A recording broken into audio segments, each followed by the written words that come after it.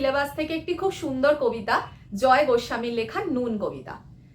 কবিতাটি 1988 সালে রচিত হয়েছে এবং কবিতাটি ভুতুম ভগবান কাব্যগ্রন্থে প্রথম সংকলিত হয়েছিল। পরবর্তীকালে 2008 সালে কবিতাটি শ্রেষ্ঠ কবিতা সংকলনে সংকলিত হয়।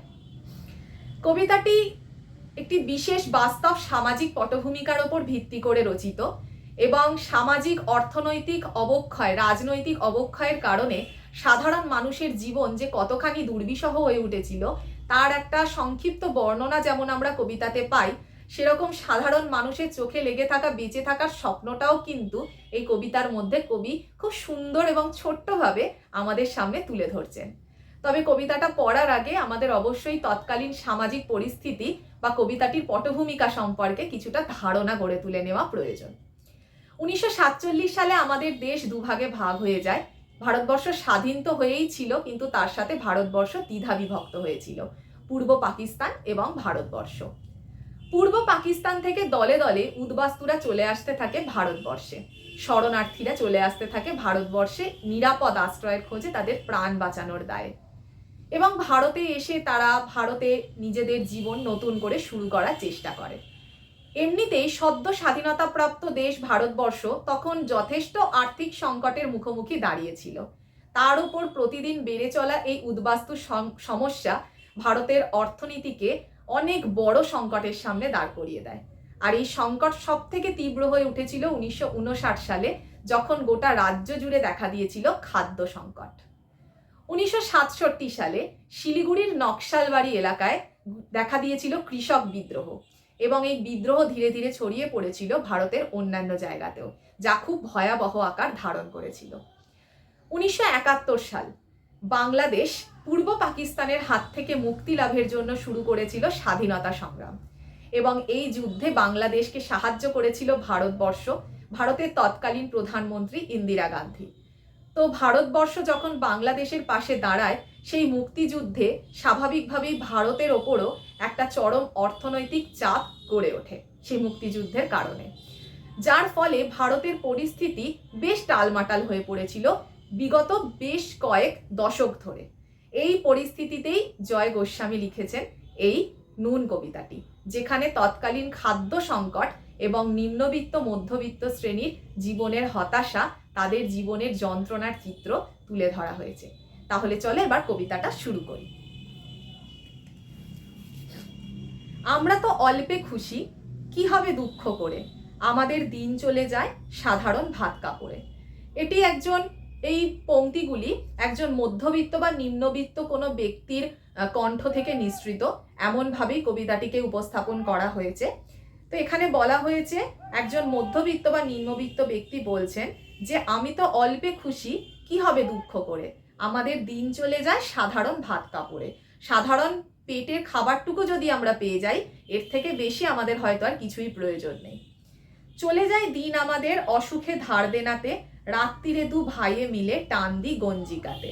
অসুখ, ধার দেনা, অভাবের মধ্যে দিয়েই দিন কেটে যাচ্ছে, এবং রাত হলে তারা গাঁজা সেবন করে। গঞ্জিকা কথার অর্থ হচ্ছে গাঁজা।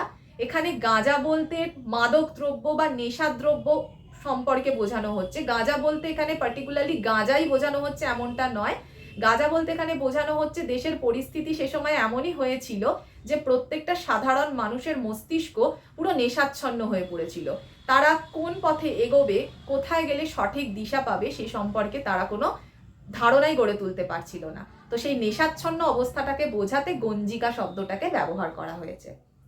সব দিন হয় না বাজার, হলে হয় মাত্রা ছাড়া, বাড়িতে ফেরার পথে কিনে আনি গোলাপ চারা। আমি এই যে বললাম যে কবিতাটার মধ্যে কবি শুধুমাত্র সমস্যার কথাই বলেননি, বেঁচে থাকার স্বপ্নের কথাও বলেছেন। গোলাপ চারা হচ্ছে সেই বেঁচে থাকার স্বপ্ন। এত অভাব, অসুখ, ধার দেনা সবকিছুর মধ্যেও কিন্তু গোলাপ চারা কেনার কথা ভোলেন না এই উদ্দিষ্ট ব্যক্তি। সেই গোলাপ চারা এনে তিনি নিজের সৌন্দর্যকে প্রকাশ করতে চান, তার মনের সৌন্দর্যকে তিনি প্রকাশ করতে চান। কিন্তু পুঁতব কোথায়, ফুল কি হবেই তাতে, সে অনেক পরের কথা, টান দি গঞ্জিকাতে। দ্বিতীয়বার তিনি আবার বলছেন যে গোলাপ চারা তো নিয়ে এসেছি, কিন্তু কোথায় পুঁতব, তাতে কি ফুল হবে? অর্থাৎ এই অভাব, এই অনটন, এই সংকটের মধ্যে কি স্বপ্ন দেখা সম্ভব? সেই স্বপ্ন কি কোনোদিনও সত্যি হবে? তো সেই সব অনেক পরের কথা। আপাতত আমরা নেশায় আচ্ছন্ন থাকি, আপাতত আমাদের কি করা উচিত যতদিন না বুঝতে পারছি নেশাতেই আসক্ত থাকি।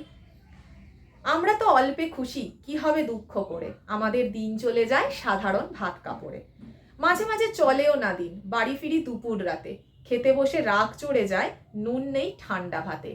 নুন অ্যাকচুয়ালি আমাদের প্রতিদিন দৈনন্দিন জীবনের সব থেকে গুরুত্বপূর্ণ জিনিস আমাদের খাদ্যের ক্ষেত্রে, খাদ্য গ্রহণের ক্ষেত্রে, এবং সব থেকে কম দামি, কম মূল্যের জিনিস, যেটা একজন সব থেকে নিম্নবিত্ত মানুষও এফোর্ড করতে পারবে, সেটাই হচ্ছে নুন।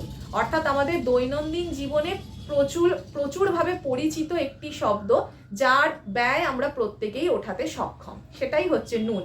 কিন্তু এই কবিতাটার মধ্যে দেখানো হচ্ছে যে সেই সময় সংকট এতটাই তীব্র হয়ে গিয়েছিল, খাদ্য সংকট, অর্থ সংকট, যে যার ফলে সেই নুন কেনার সামর্থ্যটুকুও হয়তো সাধারণ মানুষের থাকতো না।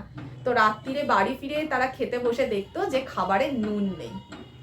রাগ চড়ে মাথায় আমার, আমি তার মাথায় চড়ি, বাপ বেটা দু ভাইয়ে মিলে সারা পাড়া মাথায় করি।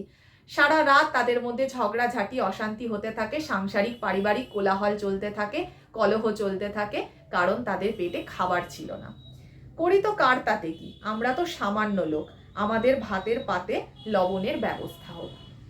এখানে কবি বলছেন যে এই যে আমরা বাপ বেটা ভাই মিলে ঝগড়া করছি সারা রাত, আমাদের পাতে নুন নেই বলে, এর অর্থ দাঁড়াচ্ছে, এর অর্থ হচ্ছে যে আমরা যে এত আন্দোলন করছি, এত বিদ্রোহ করছি, নিজেদের অসুবিধার কথা এইভাবে আমরা তুলে ধরছি সবার সামনে, আন্দোলনের মাধ্যমে, প্রতিবাদের মাধ্যমে, মিছিলের মাধ্যমে, কিন্তু তাতে কি আদৌ কোনো ফল পাওয়া যাবে?